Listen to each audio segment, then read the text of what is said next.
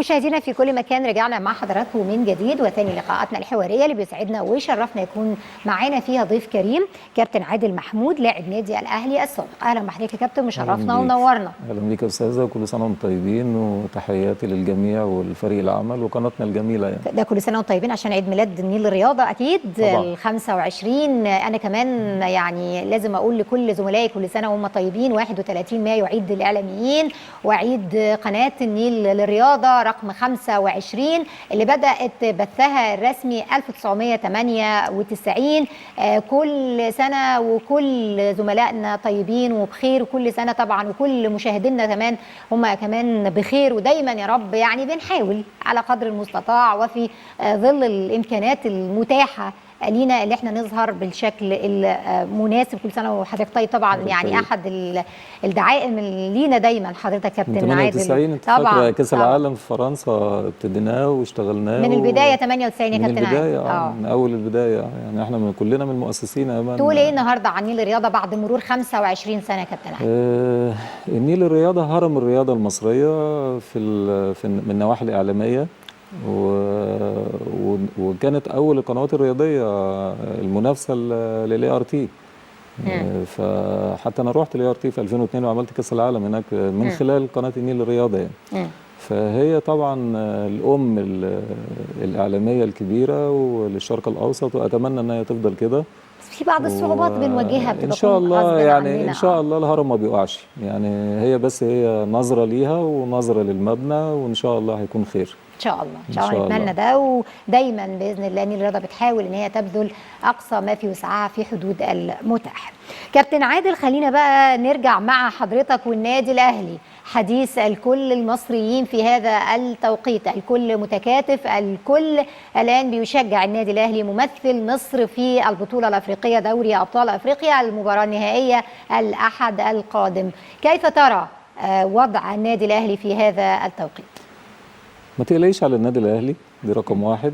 النادي الاهلي دايما بيلعب على المركز الاول، واللي بيلعب على المركز الاول بيبقى متحمل المسؤوليه، ومسؤوليه النادي الاهلي ولاعيبته هي مسؤوليه انك ازاي، والكلام ده قاله لنا كابتن صالح سليم يعني في يوم من الايام، اعمل اللي عليك. كان حتى مباراه الاهلي والزمالك اللي هي قبل البطوله الافريقيه اللي احنا فوزنا بيها الاولانيه، وقال اعمل اللي عليك في الملعب ومتع نفسك ومتع جمهورك، والنتيجه دي بتاعت ربنا. لو مكتوب لك هتكسب انت حاولت، لو مش مكتوب لك هتكسب. الفريق المنافس بيقوم بنفس المجهود بتاعك. فهي الرياضه في الاخر مكسب وهزيمه، ولكن في الاخر العب على المركز الاول تملي، لان هو ده هدف جماهيرك، وانت اسعدت جماهيرك على طول، ودايما بنساعدهم وهنفضل نساعدهم ان شاء الله. فما تقلقيش عليهم. النادي الاهلي جاهز. النادي الاهلي المباريات المؤجلات اللي هي حصلت دي انا شايفها هي مؤجلات افادت النادي الاهلي، ما ضرتوش. لان دلوقتي اللعيبه دلوقتي عمليه التدوير بتخلي معظم ال 30 لعيب في اللياقه الفنيه بتاعه المباريات.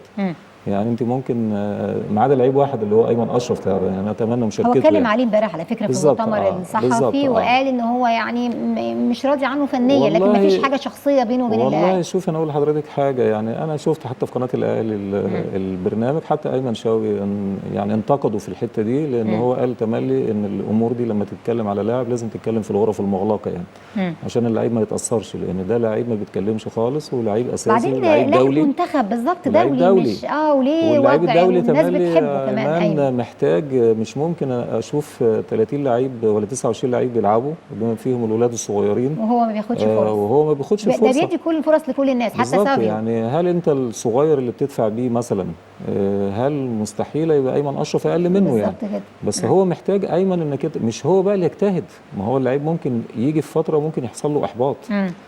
فدي برضو انا بتمرن بس مفيش فرصه يعني في مباراه يا كابتن عادل طلع فيها علي معلول طبعا ودخل خالد عبد الفتاح. أيوة. طيب ما اداش فرصه ليه لايمن اصلا؟ او ما هو ده اللي احنا بنقول عليه، اللي هو حتى ايمن يعني شوقي اتكلم عليه، وانا عجبني يعني كلام ايمن شوقي امبارح، لانه فعلا الحاجات دي لازم تراعي. هو راجل سويسري او راجل اوروبي، ما اعتقدش برضه في اوروبا يعني، حتى محمد صلاح يعني تشوفوا بنجوميته الكبيره لما بيخفق في ركله الجزاء الكل سانده عادي، واخد بالك. فدي امور بتحصل لاحسن لعيبه في العالم. بس حته انك انت ما تشاركوش، ما تديلوش حتى، فرص. لا اديله ربع ساعه، اديله تلت ساعه، بالتدرج لغايه هتلاقيه مره واحده بقى صحيح. فورمه المباريات والحاله النفسيه بالنسبه له، خاصة هو ما هتبقى عندوش عالية. بديل هو اللعيب في كده المركز ده مكان علي معلول، يعني مين يلعب مكانه؟ هو اللعيب كده، احنا كلنا لعيبه وعارفين. آه. لو فضلت قاعد بتمرن عمري ما هزيد، تمام. لان انا ملتزم، وانا بغيب انا ما بغيبش، بس ما باخدش اللياقه الفنيه للمباريات اللي هي صحيح. بتكمل اللياقه البدنيه. فلازم ياخد زيه زي زمايله، دي ما فيهاش ابيض ولا اسود ولا حب ولا كره ولا الكلام ده، بالعكس ده لعيب دولي. صحيح. وانت محتاج الناحيه الشمال، يعني الراجل بيلعب سيرد باك وبيلعب باك ليفت، فانت اوريدي محتاج حتى لو غيرت في طريقه لعبك في الشوط الثاني، اللي ساعات لما بتحصل بتلعب 3 ورا، هو يقدر يقوم بيها زي ما كان بيقدر يقوم بيها في المنتخب وفي النادي الاهلي. فانا اتمنى الفتره اللي جايه كولر يعني يراعي حته مشاركته حتى ربع ساعه في ثلث ساعه. صحيح. ودي امور عاديه خالص. صح. لان الاهلي خلاص هو بالنسبه له الدوري يعني خلاص يعني بنسبه كبيره جدا الدوري ضامن الاهلي البطوله ان شاء الله. لكن انت دلوقتي ما بنقولكش اشركوا في بطوله افريقيا، بس على الاقل افريقيا على الاقل ليه دور في مباريات كاس، في مباريات محليه، صحيح. في مباريات ده لازم اللعيب ياخد الحاجات دي. طب بعيدا عن ايمن اشرف، هل لك تعليق اخر عن كولر ومشاركته للاعبين؟ لا هو بصي، هو ليه وجهه نظر، سيستم هو ماشي عليه في حياته، ما اعتقدش ان هي في النادي الاهلي بس. ففي مدربين تملي، احنا عاشرنا الموضوع ده على فكره مع هيديكوتي يعني. هيديكوتي كان لما كان ماسكنا كان واحنا صغيرين لما طلعنا الدرجه الاولى، وكان فيها كابتن محمود الخطيب وكابتن مصطفى يونس، الجيل الكبير دوت، وانا لعبت. فالكويس بيلعب، بس ممكن تبقى انت كويسه قوي في المباراه دي، والمباراه اللي جايه بيلعب واحد تاني مكانك زميلك. يعني المنافسه موجوده تمام. وبيدي الفرص اللي هي التدوير دوت. واحنا ما بنزعلش على فكره، لان احنا عارفين ان احنا كلنا زملاء، وكلنا زميلي بيأدي نفس اللي انا بأديه، كلنا بنجتهد، واخده بالك المنافسه بيننا كبيره، وبتفضل ده لصالح الفريق، بس اهم حاجه المشاركه. صحيح. هو ده يعني الناس، يعني الكلام بيجيب بعضه. امبارح كانت الناس مستغربه عن قفشه كان رجل المباراه في المباراه السابقه، انا زعتها اهلي وطلائع الجيش كنت موجود. مباراه سيراميكا مفيش قفشه. طيب فالناس بدات تتساءل ده كان راجل المباراه في المباراه دي، ازاي يعني ما يلعبش المباراه دي؟ فبرضه فكر غريب، حضرتك وضحته دلوقتي بالكلام. شوف انا هوضح لك حاجه، انا براقب المباريات تمام، وبينطلب مننا طبعا اختيار افضل لاعب في المباراه والحاجات دي كلها، بحكم خبراتنا كلاعيبه وكمدربين والحاجات دي كلها بالنسبه لنا يعني بتبقى سهله يعني. بيشاركنا فيها طبعا الحاج عامر حسين، ولكن احنا بنقول وجهه نظرنا وبنختار الحمد لله، ربنا يوفقنا في الاختيارات. انا شايف يعني يعني البرنامج اللي هو في قناه النادي الاهلي الاربعه لما اتسالوا مين افضل لاعب النهارده، كلهم قالوا اربعه ما عدا مروان اللي اختير افضل لاعب، اللي هو رجل المباراه. واخد بالك فعلا. يعني كلهم اتكلموا في علي معلول، اتكلموا في شوبير، اتكلموا محدش اختار مروان. محدش اختار مروان. يبقى هنا في عمليه الاختيار، هل انت بتختار على اساس ان هو جاب هدف في المباراه زي مجدي قفشه مثلا؟ فهمتني؟ ولا بتختار الاداء كله؟ طب هي ايه معايير الاختيار؟ معايير الاختيار يعني مهمه جدا، انك انت، لان احنا في اللجنه الفنيه كمديرين قطاعات في الاتحاد لتكوين المنتخبات، بنختار العناصر لتكوين المنتخبات اللي هي المراحل اللي جايه كلها والمراحل اللي فاتت يعني. عمليات الاختيار ما ينفعش تختار لعيب كويس من اول لعبتين، ما ينفعش تختار لعيب كويس في اول ربع ساعه، لازم تفضل معاه طوال المباراه. لازم اللعيب الكويس اللي ياخد رجل المباراه لازم يؤدي المباراه بنسبه على الاقل 90%. لا هو الاختيار ده اختيار بشري، يعني اللي رجل المباراه اللي بيتم اختياره تقييم بشري مش تقييم الكتروني وفقا للتسديدات مش هنا مش كده؟ تقييم بشري، لا تقييم بشري ويخصنا احنا يعني كمراقبين حضراتكم بتشاركوا في اختيار رجل المباراه؟ انا بختار اللعيب اللي هو كم الكويس. مين اللجنه او اللي بتختار رجل المباراه كم فرد؟ لا هو في الحاج عامر حسين بيبقى معانا على التليفون، بيبقى موجود وبيتفرج برضه على المباراه، واحنا بالنسبه لنا بنبقى في الملعب.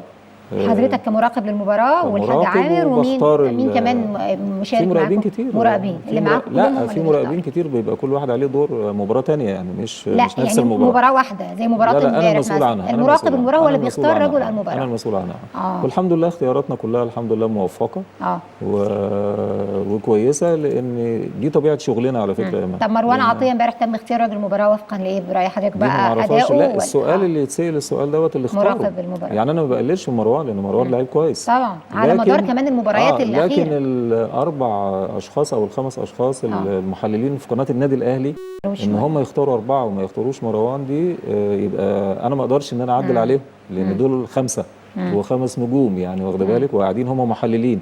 فانا ما اقدرش اقول رايي في الحته دي، ولكن انا يعني الاختيارات بيبقى توفيق من عند ربنا.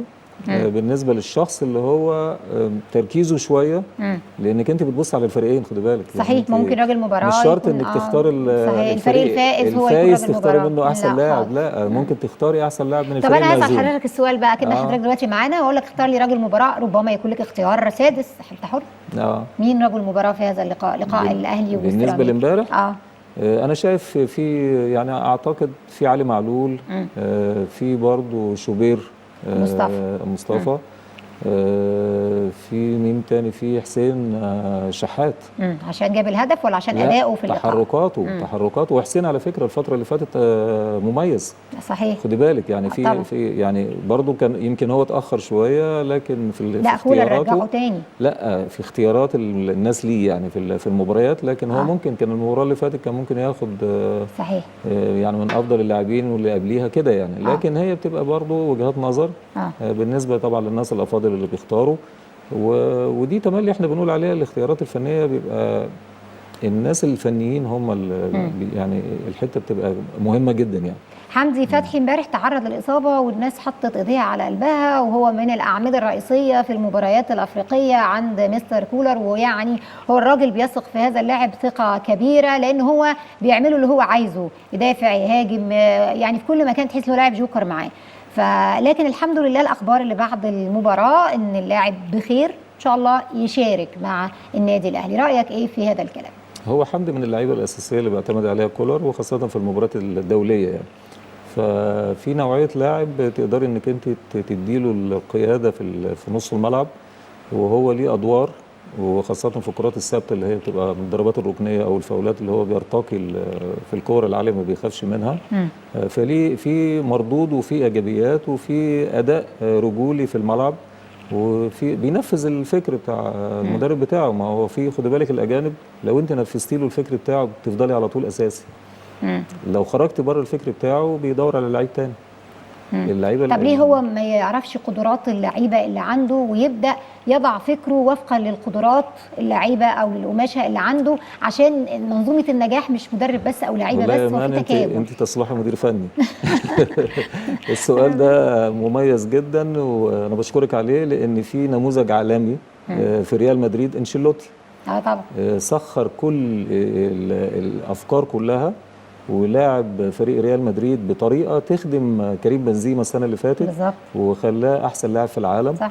ولغايه هذه اللحظه ريال مدريد بيلعب باسلوب ان يوصل الكره لكريم بنزيما داخل ال 18. خلاص عرف، ودي عمليه مش سهله، فلازم تحصل من الجناب. فالجناب تملي بتلاقي فينيسيوس من ناحيه الشمال، من ناحيه اليمين الثانيه بيكونها جبهات ثانيه، ان هو عايزين يعني عارفه نستفيد من امكانيات كريم بنزيما مش خارج منطقه الجزاء، داخل منطقه الجزاء. فكريم بنزيما هو الهداف، زي يعني الناس الثانيه الباريسكي ليفاندوفسكي، زي محمد صلاح، زي الناس اللي هي بتتواجد عايزه توصل لمنطقه الجزاء عشان تقدر تكسب الفرقه بتاعتها. ففي مدربين كتير بيلعبوا على امكانيات اللعيبه. كولر اي تصنيف منهم نقول؟ لا هو كولر مدرب كويس. يعني لا بيلعب على قدرات اللاعبين اللي عنده، ولا بيلعب بفكره هو واللاعيبه اللي بتسمع كلامه؟ كولر ذكي. كسب ثقه ال 30 لعيب. يعني حته انك انت تكسب ثقه ال 30 لعيب، ان كل لعيب بيتمرن وجاهز، وفي اي لحظه هدي لك فرصتك وهتاخد فرصتك، ومش فرصتك بعيده، لا ده انا بدخلك. يعني ممكن النهارده بلعب 5، المره اللي جايه في 5 غيرهم. الحاجات دي كلها بتدي امل للعيبه انه لازم يفضل جاهز، لان انا عندي مدرب بيدينا على طول باستمرار عمليه التدوير دي. وفي المباريات ضغط المباريات، صح. لان ممكن التدوير دوت بيبقى غصبا عنه بيعمله كولر لضغط المباريات. صحيح. وده ذكاء، لان انا النهارده مثلا في مباراه طلائع الجيش في لعيبه اساسيه ما لعبهاش، ولاعب احنا مش بنقول عليهم بدلاء، ولكنهم لاعبهم عشان يرفع، ممكن يختار منهم واحد مثلا في تشكيلته امام الوداد، فاهماني؟ صحيح. ممكن ما اخليش لعيب يتعور واحافظ عليه من الاجهاد يعني لمباراه الوداد اللي هي اللي جايه. ففي حسابات كتير جدا المدرب الذكي لازم يستفيد من كل ال 30 لعيب اللي معاه، حتى لو معاه عناصر كمان صغيره يزيدوا 4 ولا 5 موجودين معاه، ممكن يستفيد منهم في المباريات الدوري، لان الدوري زي ما انا قلت لك هو طبعا بالنسبه للاهلي بنسبه كبيره محسوم يعني. فبالتالي انت مش خسران حاجه، لا بالعكس انت هتستفيد من الولاد، والولاد شغالين معاك. ولكن المباريات الكبيره امان اللي انت السؤال الاولاني اللي سالتيني عليه هنعمل ايه مع الوداد؟ تاكدي تماما ان لعيبه النادي الاهلي في المباريات او اللاعب نفسه يعني بيبقى مهتم جدا بالمباراه الكبيره النهائيه، ودي مباريات لعيبه على فكره. صحيح. على قد ما هي مدرب بيحط الفكر بتاعه بيقود المباراه من الخارج، ولكن التنفيذ والاصرار والروح ورغبه الفوز دي موجوده عند لعيبه النادي الاهلي، واعتقد انهم متحملين مسؤوليتها. لا فيها كل حاجه. هل الاخصائي النفسي كنا سمعنا الاستعانه بطبيب نفسي مع النادي الاهلي في الفتره الاخيره، هل ما زال موجود معاهم ولا؟ موجود. موجود. ده دوره بقى الفتره دي واضح جدا. واعتقد ان ممكن على فكره يكون ده الدور الخفي اللي الناس ممكن مش عارفه ليه النادي الاهلي، الناس كتير باصه النادي الاهلي ما شاء الله عليه يعني مفيش حاجه خشب ولا حاجه اهو، يعني ان هو متفوق في الفتره الاخيره. فبرضه دي ممكن تكون احدى الاسباب اللي مش ظاهره لكل الناس، ان في دور يا جماعه بيتلعب مع اللعيبه نفسي ومظبط العلاقه ما بين كولر وما بين اللاعبين، وده سبب الاستقرار في النادي الاهلي ونجاحه. انا اتمنى كل الكلام ده يبقى موجود في الاجهزه الفنيه كلها. انت لو بصيتي على الورقه اللي بتجيلنا اللي فيها 30 لعيب من اللعيبه، ممكن تلاقي فيها 30 واحد من الاجهزه موجودين. يعني في 30 لعيب وفي 30 واحد منهم محللين ومنهم دكاتره ومنادرين. ايه المشكله لما يكون عندي اخصائي نفسي؟ الاخصائي النفسي ده مش دكتور نفسي، لا خالص. علم النفس الرياضي ده اللي احنا درسناه ده قصه ثانيه كبيره. صح. العالم كله بيهتم بيها، وده عنصر مهم جدا عشان تبقى عارفه ان هو ازاي ان انا اخش جوه شخصيات اللاعب. يعني بره كل اللعيبه على فكره محترف، حتى لو ما جابلوش النادي هو بيروح لاخصائي نفسي بيتكلم معاه، لان في اللعيبه محتاج ان هو يتكلم في امور كتير. حد يوجهه، حد يقول له هتعمل ايه عشان القوه الانفجاريه بتاعته في المباراه يطلعها كلها.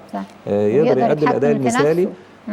بصي مش عايز اقول لك ادي لك امثله، بس انا عارف الكلام ده كويس موجود بره. لكل لاعب لكل لاعب مش للفرقه بس، كل لاعب ليه اخصائي نفسي. ولو ما اخصائي نفسي مش موجود من النادي، اللاعب نفسه هو اللي بيروح. يعني انت انا عايز اسالك سؤال، هو محمد صلاح جسمه اللي عمله وكريستيانو رونالدو ده من تدريب الفرقه بس؟ لا طبعا. هو ده تجهيز خاص. هو عنده مدرب خاص. صحيح. واخده بالك؟ ما هو كده اللعيب المحترف لازم، حتى لاعبتنا النهارده بيثقل نفسه بكل المهارات. انا اتمنى لاعبتنا اللي هنا النهارده عندنا مش ناقصهم حاجه، فلوس عندك فلوس. صحيح. هات لنفسك راجل يعدك نفسيا يعدك بدنيا. صح. بجانب بالتنسيق مع المدير الفني ومع النادي هتبقى وصلت لمرحله العالميه يعني. لان احنا عندنا الفكر والمهاره والموهبه عند لاعبتنا زي البرازيليين. صحيح. فينقصنا بس حته اللياقه البدنيه اللي تستمر معاك وتوزيع الجهد طوال 90 دقيقه. دي مهمه جدا يعني. اللاعب لازم يبقى عنده ذكاء ازاي انا اوزع جهدي.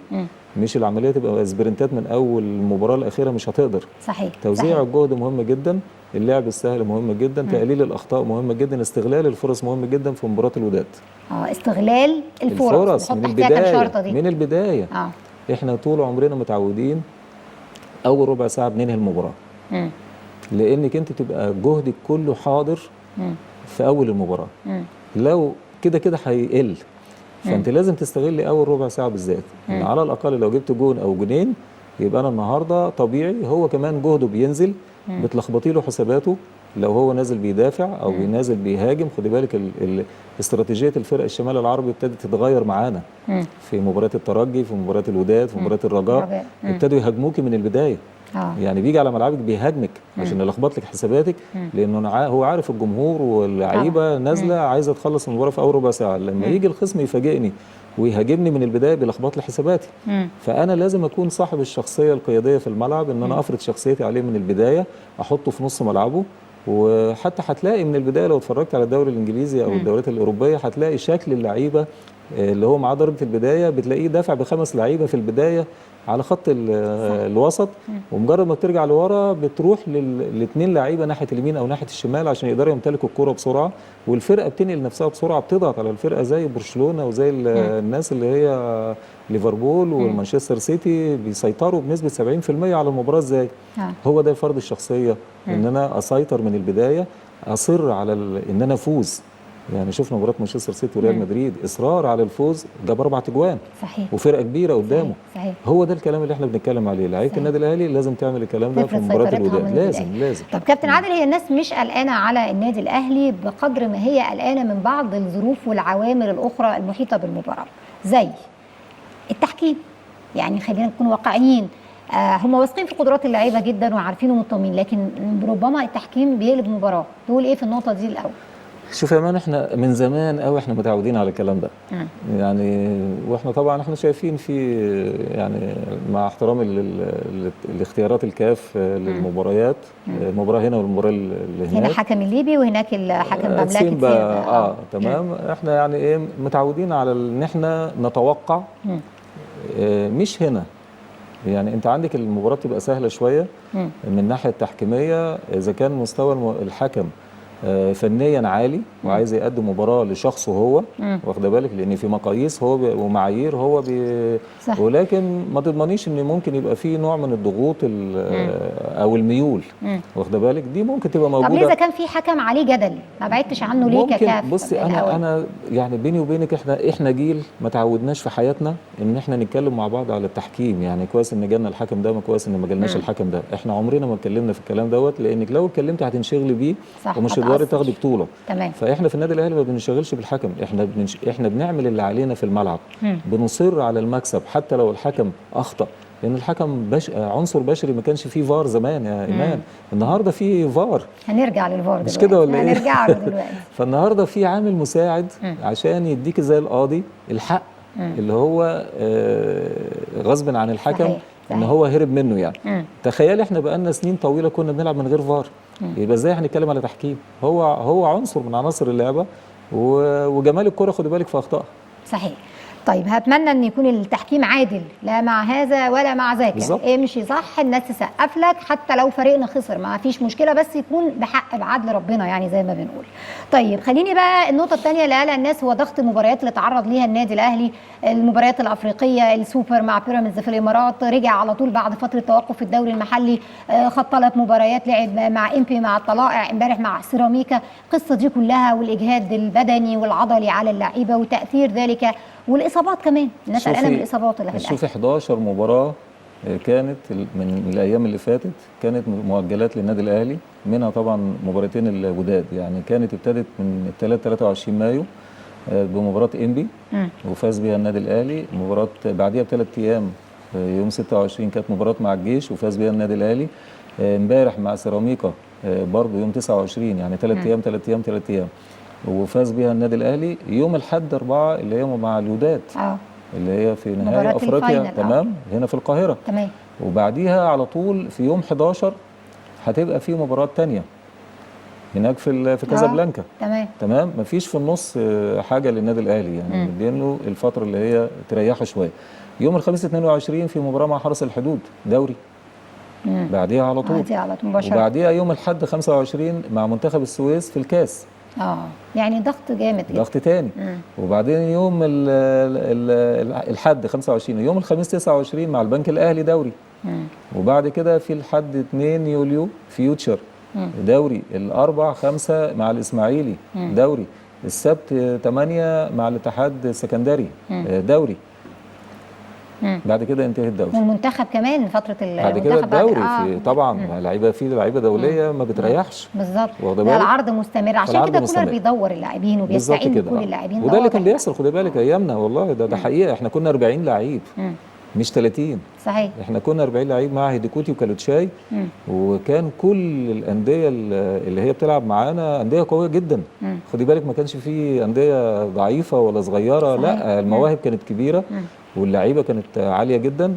انت منتخب مصر كان في يعني ناس كتير من هنا ومن هنا ومن المنصوره ومن دمياط ومن هنا، يعني اللعيبه كانت مستواها عالي جدا. زائد خارجيا كمان في افريقيا كانت اللعيبه والشمال العربي كانت لعيبه قويه جدا. صحيح. فلا الكوره كان مستواها الفني المواهب اكتر من دلوقتي. صحيح. عشان تبقى عارفه. فانت رغم السوشيال ميديا احنا اللعب على السوشيال ميديا اكتر من اللعب في الملعب. مشكله والله السوشيال ميديا. طيب خلينا بقى كابتن عادل، الناس برضو امبارح كانت وهي بتتابع مباراه الاهلي امام سيراميكا شعرت بعض اللحظات ان المدير الفني واللاعيبه بيخوضوا اللقاء واخدوا مكاسبه ان هم الثقه بالنفس وندي البروفا الاخيره ولكن الاداء برضو كان فيه شويه يعني مقارنه بالمباريات السابقه لا مش ده النادي الاهلي. فالناس قالت هل الاهلي بيلعب هو والجهاز الفني واللعيبه بيفكر في مباراة أفريقيا وعايز بس يقفل ويحصل على النقاط الثلاثة من المباراة دي وخلاص؟ رأي حضرتك إيه؟ نتكلم عليه من الناحية الفنية. يعني هو كولر طبعا هو قال الكلام ده امبارح متخوف منه، لأن برضه في مباراة الأهلي وطلائع اللي أنا كنت بذاعها كان الأهلي الشوط الأولاني في طلائع ما كانش كويس. مش تقليل من النادي الأهلي أو إمكانيات لعيبته، لا. طب إحنا بننسى المنافس ليه؟ يعني الخصم اللي هو اللي بيلعب قدام النادي الأهلي اللي هو مثلا زي طلائع الجيش هدفه إيه؟ عنده 26 نقطة في المركز قبل الأخير.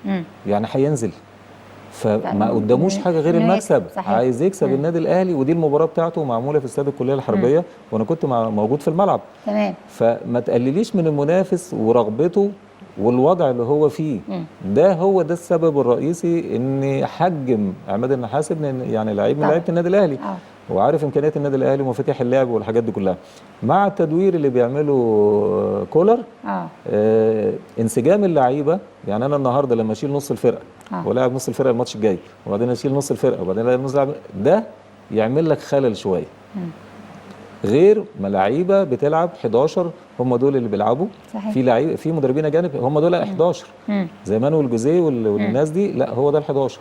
لما يتعور لعيبه انا هغيره. واخده بالك مش ده اللي كان بيحصل.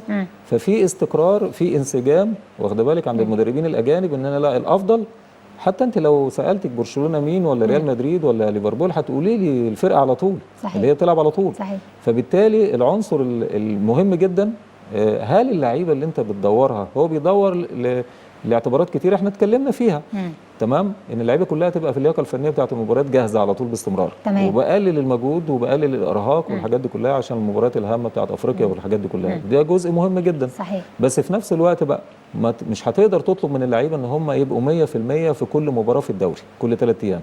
دي صعبه عشان تبقى عارفه لانك انت دلوقتي الانسجام بقى.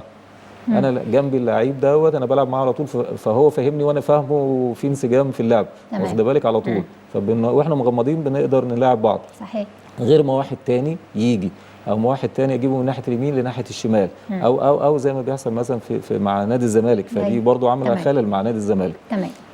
طيب كابتن انا عايزه برضو اروح مع حضرتك للهدف نادي الاهلي امس اللي حدث عليه لغط كثير واعرف راي حضرتك الفني في هذا الهدف ورايك ايه في قصه الفار واللي حصل في الفار بقى والكلام الكتير والوقت الكتير وما ادراك ما يقال. احنا بنبقى موجودين يا مان في الملعب. طيب. انا مراقب مباريات. طيب. وببقى موجود ومعلق فببقى موجود في الحدثين يعني.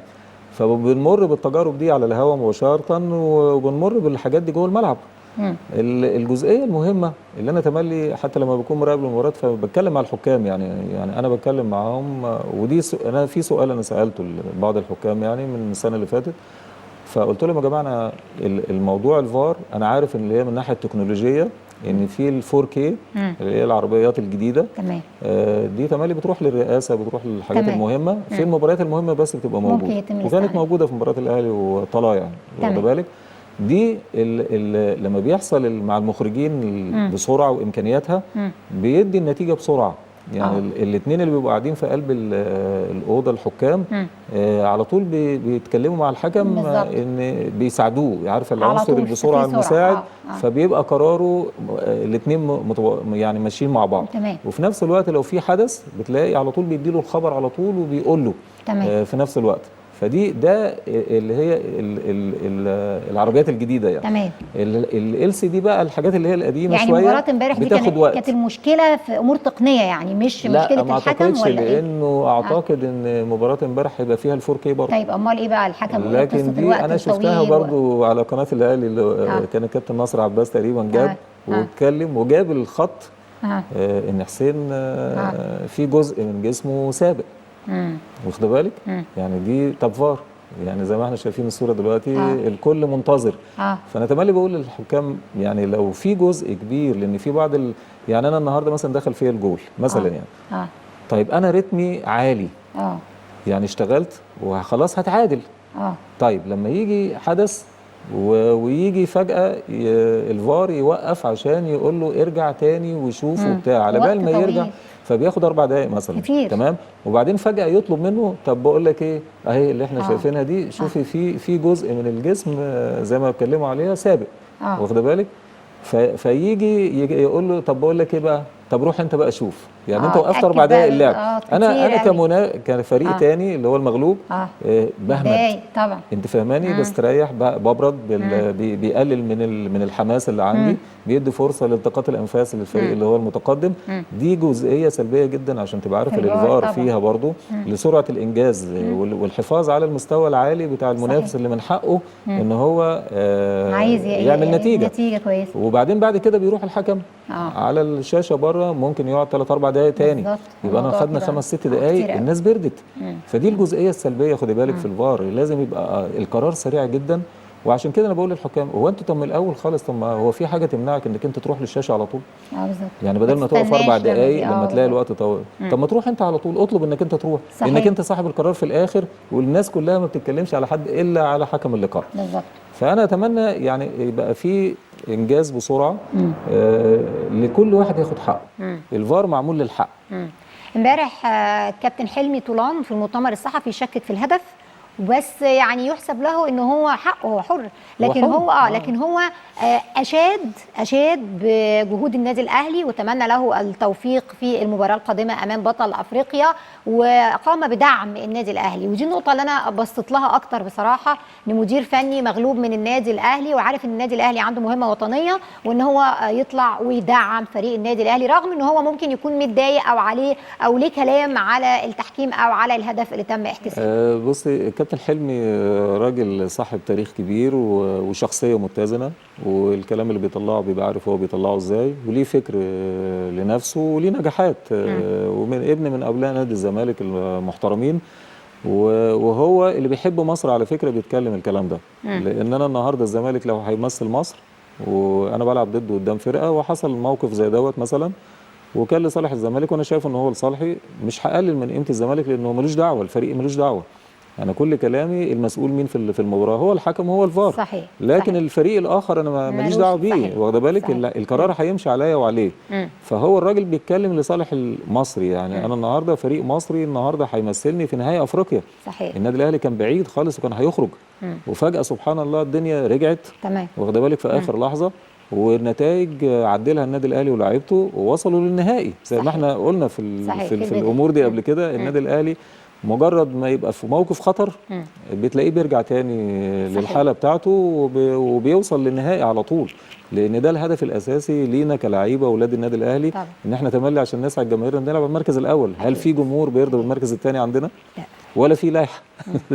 عموما نتمنى اكيد التوفيق للنادي الاهلي ان شاء الله في المباراه القادمه، هيسعد كل المصريين، مباراه تليق باسم الكره المصريه رغم الصعوبات رغم التحديات، لكن في النهايه ان شاء الله النادي الاهلي يوفق وهي تبقى مباراه بين فريقين عربيين شقيقين. يعني اكيد احنا عايزين الاهلي يكسب، شقائنا في المغرب عايزين الوداد يكسبوا، عادي مفيش اي مشكله، لكن في الاخر اللي يكسب هنقول له مبروك واللي يخسر هنقول له هارد لك. هي دي الروح الرياضيه، اساس الرياضه. طيب كابتن عادل، احنا لسه مع حضرتك النهارده برضو في الدوري العام المصري كرة القدم. الزمالك هيلعب مع طلائع الجيش، طلائع الجيش اهلي وبعدين زمالك، تحس كده ان هو يعني او تشعر ان هو يعني المباريات قويه ورا بعضها. ليه هيعمل ايه النهارده؟ ابدا بالطلائع كمان قبل الزمالك بعد مباراه الاهلي. كابتن عماد كان الله في عونه يعني، والموقف الصعب ليهم في الجدول. هو شوفي يعني يمكن انا قريب شويه برضو من الناس اللي طلع الجيش، الناس الافاضل يعني المنظومه بتاعتهم منظومه محترمه، ولكن يعني في حاجات ابتدت تتغير شويه اللي هو الاستقرار الاداري، الاستقرار اللي هو التدريب، الجهاز التدريبي يعني. زي ما احنا شايفين معظم الانديه اللي هي بتغير مدربين كتير ما بيبقاش في صالحها. فحته ان انا النهارده انا بستغرب على الأجهزة اللي هي أو اللجان الفنية اللي هي بتختار مدرب. يعني انا جيت مثلا جبت السيفيهات انا هجيب مدرب من تمام. البدايه، تمام. ده المعروف. فانا جبت السيفيهات كلها وخلاص، انا هجيب الراجل ده ما دام انا هجيبه، طلباتك ايه؟ ايه الناس اللي انت هتجيبهم؟ ما افرضش عليه حد. دي اهم حاجه، ما هو خاصه لو كان انت اجنبي. جاي في النص مثلا، خاصه هجيب له لو منين؟ لا، انا بتكلم على بدايه الموسم. لا انا مش بتكلم بتكلم بقى على عن الناس اللي النص، جايين في لا، النص، انا هيجيبوا له منين؟ يهمني الاول المنظومه التدريبيه تملي الناجحه. ان انا الاختياراتي بتبقى من بدايه الموسم. انا هدي لك مثل صغير. وانا بذيع الدوري الالماني في دبي الرياضيه، بايرن ميونخ خد 3 بطولات اعتقد كان في 2011 او 2012 كده يعني، بمدرب كان سويسري تقريبا او حاجه زي كده، يعني من خارج البلد. 3 بطولات دوري وكاس واوروبا. تمام. الاتحاد الالماني فكر في استراتيجيه اللي هي ازاي ياخد كاس العالم.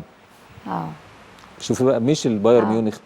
جمع المدربين، الاجهزه المدربين المسؤولين يعني، وقال لهم بصوا الاستراتيجيه بتاعتنا بعد 3 سنين انا عايز اخد كاس العالم. تمام. اللي هو 2016 كان تقريبا يعني. فطب نعمل ايه؟ قال لهم عادي، الباير خد ال3 بطولات. تمام. طيب انا النهارده عايزه عشان اخد كاس العالم، افضل فرقه في العالم بتلعب كوره مين الدوله المسيطره وبتاخد نسبه كبيره من الاستحواذ؟ قالوا برشلونه في اسبانيا. فبالتالي قالوا بس مين اللي بيدرب برشلونه؟ جوارديولا. عايزين جوارديولا. جابوا جوارديولا قبل ما ينتهي الموسم بشهرين. وقعد في المدرج وقعد معاهم وتعاقدوا معاه. قالوا له احنا عايزين 1 2 3 منتخبنا يلعب بنفس اللعب اللي بيلعب بيه برشلونه عشان نقدر ناخد كاس العالم منتخبنا. فبالتالي انت المسؤول عن بايرن ميونخ، طلباتك ايه؟ خد ليفاندوفسكي وخد اللعيبه اللي كانت مع بروسيا دورتموند لما خدوا الدوري. فخدوا اللعيبه المميزه اللي هي خدي بالك الكلوب من النوعيه اللي هي مع محمد صلاح بيميل للنواحي المهاريه يعني. فخدوا اللعيبه اللي كويسه اللي عنده ضموها، فاصبح اقوى كمان. لما المنتخب هيختار من مين؟ الفريق اللي هو بياخد البطوله هياخد على الاقل 9 افراد. ال9 افراد هيلعب منهم 7 8 في المنتخب. هيضيف عليهم 2 3 من الانديه الثانيه، يبقى هيلعب بنفس الاسلوب. نجح المنتخب الالماني والاتحاد الالماني وخد كاس العالم. ذكرت بقى الدوري الالماني وكانت نهايته دراميه بالظبط. يوم السبت شفنا يعني مباراتين هنا وهنا، والمباريات شغاله، كانت يعني فعلا من اجمل المباريات. وبايرن طبعا هو اللي حصل. هي كوره كده بعد منافسه قويه مع بروسيا دورتموند على هدف. تخيلي بروسيا دورتموند الثواني الاخيره اعزائك بايرن ميونخ بينهزم من فريق ده عادي. صحيح. زي ليفربول بيتعادل 4-4 مع فريق نازل. صحيح. فكل الكلام ده كله خدي بالك، الكوره والاستراتيجيه والحاجات دي كلها يعني دي حاجه طلع النهارده. والزمالك يخلص كام؟ يخلص صالح مين؟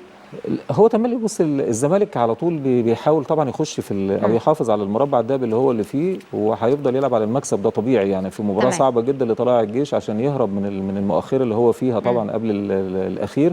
فاتمنى للفريقين التوفيق طبعا. ان شاء الله تكون مباراه ممتعه. نقطه اخيره همان قبل ما انسى، يعني انا بقدم التعازي للكابتن يحيى الجمل لاعب نادي السكه اللي توفى من يومين 3. احنا كنا بنعزي فيه امبارح. بقاء لله. وهو كان معانا في اللجنه الفنيه في الاتحاد الكوره، وتوفاه الله وربنا يرحمه من الناس الافاضل، وربنا يرحم كل اموات المسلمين ان شاء الله. امين يا رب العالمين. كابتن عادل محمود لاعب النادي الاهلي السابق، شرفتنا نورتنا، كنت ضيف عزيز علينا ودايما بتضيف لنا. ربنا يخليكي وبالتوفيق دايما. انا ببقى سعيد وانا معاكي ومع زمايلي المخرجين، عشره العمر يعني، واتمنى قناه النيل تملي تبقى رقم 1 ان شاء الله. كل سنه وحضرتك طيب. شكرا لك. مشاهدينا الكرام، بكده نكون وصلنا مع حضراتكم لنهايه حلقتنا النهارده من صباح الرياضه. غدا انتظرونا فريق عمل جديد ومتابعات جديده ويوم جديد وصباح جديد على النيل الرياضه. كل سنه وحضراتكم طيبين، وكل زملائي في النيل الرياضه دايما طيبين.